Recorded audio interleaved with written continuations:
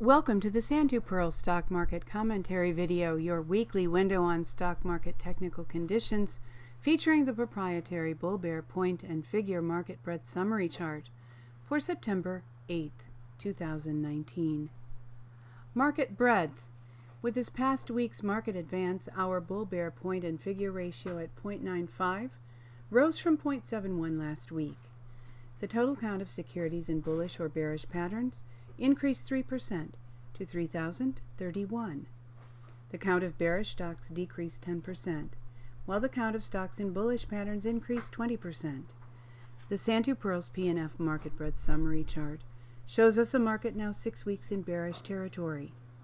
Paid subscribers have access to the Open Office Calc data from which the chart is generated. You may become a paid subscriber by emailing s2pmarketsignal@protonmail.com for payment and access instructions, or by visiting us at Patreon.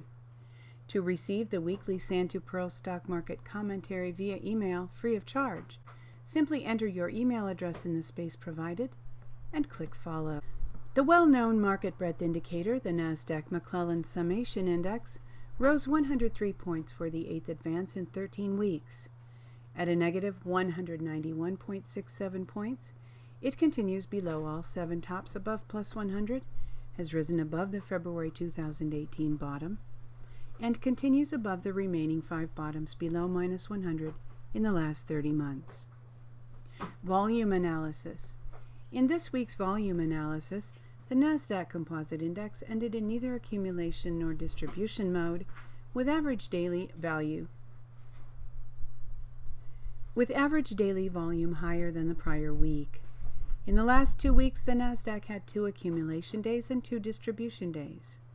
Accumulation days are counted when the index closes up on higher volume than the prior market day, while distribution days occur when the index closes down on volume higher than the prior market day.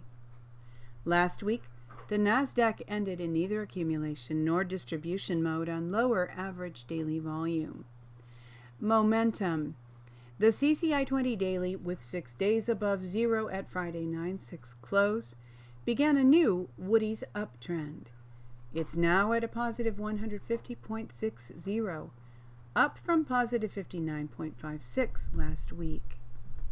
In Woody's CCI trading system, 6 consecutive bars above or below zero are required for a change of trend. The weekly CCI 20 of the Nasdaq Composite Index began a Woody's uptrend 25 weeks ago, while the daily CCI 20 began a Woody's uptrend this past week. The CCI 20 weekly, in a Woody's uptrend at a positive 34.14, rose from negative 13.03 last week. At Friday 8:30 close, it formed a valid zero-line reject long entry signal, continuing upward this week. We will continue following this trade simulation in next week's commentary. Industry rotation the last 2 weeks. All of the top 5 industries are positive and only one of the bottom 5 is negative. Oil services, brokers, and some tech on the top. Gold and silver and REITs on the bottom. Bullish, computer hardware, brokers, and disk drives continue in the top 5. Semis has entered the top 5. Gold and silver has left the top 5 and entered the bottom 5. Bearish, REITs has entered the bottom 5. Oil services has left the bottom 5 and has entered the top 5. S&P retail has left the top 5. Focus this week from www.realinvestmentadvice.com, quote, "Having your cake and eating it too," end quote. The following are a few key points. One of the more interesting aspects of our social and investment landscape is how little appetite many people have for bad news. Not only do people not want to hear bad news, though, but often they work actively to ignore or reframe it. This makes a difficult investment environment even more so by inviting opportunists to exploit such tendencies by misrepresenting things. While following proclamations that are too good to be true will inevitably produce pain for many investors,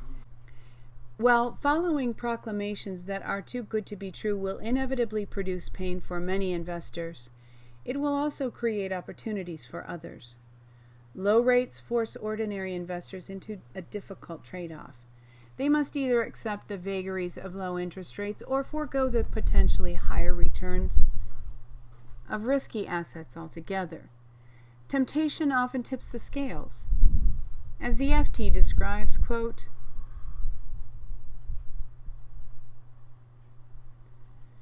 eagerness to outperform benchmarks is likely to push investors into the riskiest and least liquid areas, end quote. According to Foruhar, investors have been blind to the fact that there will be no trade deal between the U.S. and China, and blind to the reality the Fed's decade-long Plan A, blanket the economy with money and hope for normalization, has failed. Ben Hunt and Rusty Gwynn from Epsilon Theory have also picked up on this oddity in investor behavior. They believe that many important issues don't garner more attention because they never hit the radar of mainstream media. In, quote, does it make a sound, end quote, Rusty Gwynn describes serious topics, like the Jeffrey Epstein case and the protests in Hong Kong, are unlikely to fade because they don't exist, he says. He explains, there is no narrative, no common knowledge in the U.S. about these Hong Kong protests. American media have largely stopped covering them. Mainstream media does not consider them newsworthy, so they don't cover them, so they don't exist in any meaningful sense for most people. For curious people and concerned investors, the pervasiveness of willful blindness is as cringeworthy as it is astonishing. Why don't people push back? Why don't people demand better coverage, better information? Gwynn has a hypothesis for that too. In, quote, the country HOA and other control stories, end quote, Gwynn describes, quote, even when we know something is a story written for us, that we are being told how to think or feel about something to serve someone else's purposes, there is a visceral, emotional part of us that wants to believe it, needs to believe it. We yearn to see it as an echo of some truth rather than a construction, and when some paltry data emerges to confirm it, it becomes almost irresistible, end quote. Indeed, it is nice to believe stories. The Fed has our back. The economy just needs some time to get back to normal. High debt levels don't have serious long-term consequences. Modern companies have such abundant growth prospects that they don't need to focus on profitability. However, these are all just stories. Additionally, cracks are now beginning to appear to the narrative that everything is okay in ways that echo the problems with Bear Stearns hedge funds in early 2008. John Malden describes one such early warning indicator. Quote, some bond issues have been bought in their entirety by a small handful of high-yield bond funds. The problem is that the company that issued these bonds has defaulted on them. Not just missed a payment or two, but full default.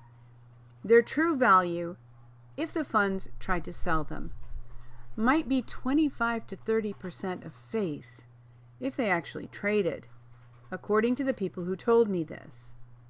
But the funds still value them at the purchase price of 95 cents on the dollar, end quote.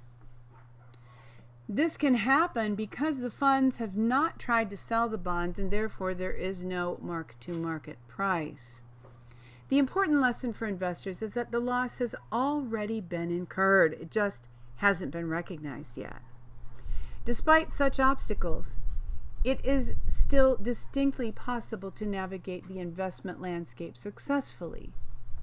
In doing so, it is useful to keep in mind that we've seen this movie before. There is no need to overthink things. It will end the same way. A day will come when liquidity freezes and prices start dropping in chunks rather than small increments. Many investors will be shocked and many will be in denial. In such an event, however, there will also be opportunity.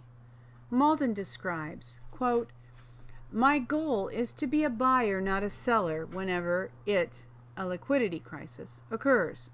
For now, that means holding cash and exercising a lot of patience. If I'm right, The payoff will be a once-in-a-generation chance to buy quality assets at pennies or dimes or quarters on the dollar. I think the next sell-off in high-yield bonds is going to offer one of the great opportunities of my lifetime. In a distressed debt market, when the tide is going out, everything goes down. Some very credit-worthy bonds will sell at a fraction of the eventual return." End quote. This highlights an underappreciated aspect of investing. One person's gain is another's loss. On one hand, it is hard to tolerate low returns and harder yet to do so when commentators and advisors encourage complacency. As a result, it is easy to fall prey to lies and misrepresentations, like being able to get decent yields with the same amount of risk.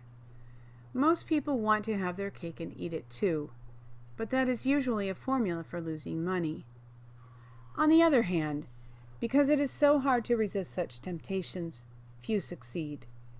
As a result, enormous opportunities get created for the few who are diligent and disciplined enough to do so. They only come along a few times in your life, though, so you need to be prepared. That preparation involves incorporating the deep structural flaws of the financial system as a risk factor, actively seeking out information outside the channels of mainstream media, and holding cash and exercising a lot of patience. Thank you for watching this week's Santu Pirls Stock Market Commentary video, featuring the proprietary Bull Bear Point and Figure Market Breadth Summary Chart, compiled by Donald Pearl, S2P Market Signal at protonmail.com. For Santu Pirls Stock Market Commentary, I'm Cynthia Pearl, hoping that you have been enjoying a peaceful and pleasant weekend, that you're looking forward to a prosperous and productive week coming up, and wishing you true success.